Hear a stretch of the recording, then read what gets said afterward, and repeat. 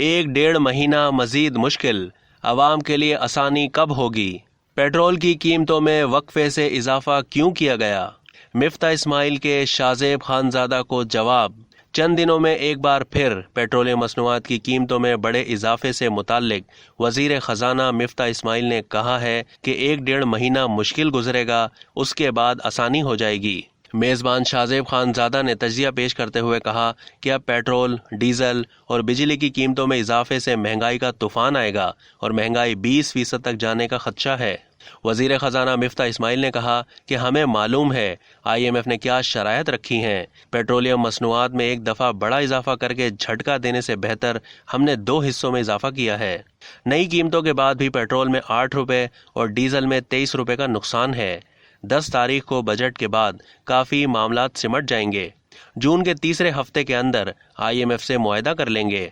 मिफ्ता इस्माइल का कहना था कि इमरान खान ने IMF से कहा था सब्सिडी नहीं देंगे, लेवीज लगाएंगे। इमरान खान और शौकत तरीन ने सब्सिडी ख़त्म करने, 30 रुपये लेवी और 17% टैक्स लगाने का मुआहदा किया था।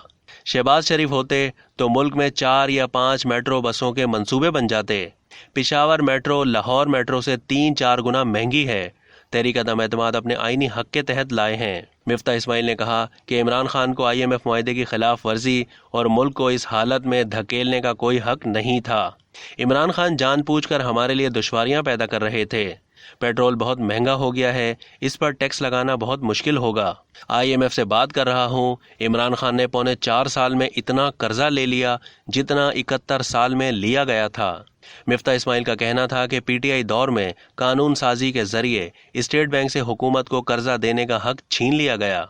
उसकी वजह से कमर्शियल बैंकों को ज्यादा मुनाफा लेने का मौका मिल गया है। वजीर आजम की सस्ता डीजल, सस्ता पेट्रोल स्कीम को महंगाई कम होने तक चलाते रहेंगे। अगर पेट्रोल ना बढ़ाते तो रुपया मजीद गिरता और मजीद महंगाई आती।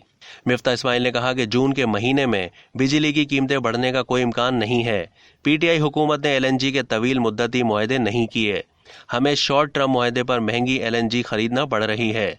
कोयले की कीमतें LNG से भी ज्यादा हो गई हैं।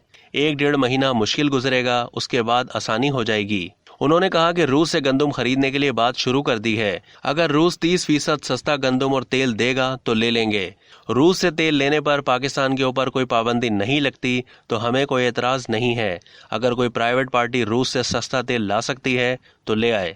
अब तक के लिए इतना ही। मजीद मालूमात के लिए डेली जंग के YouTube चैनल को सब्सक्राइब करना ना भूलिए और फेसबुक के पेज को भी लाइक करना ना भूलिए।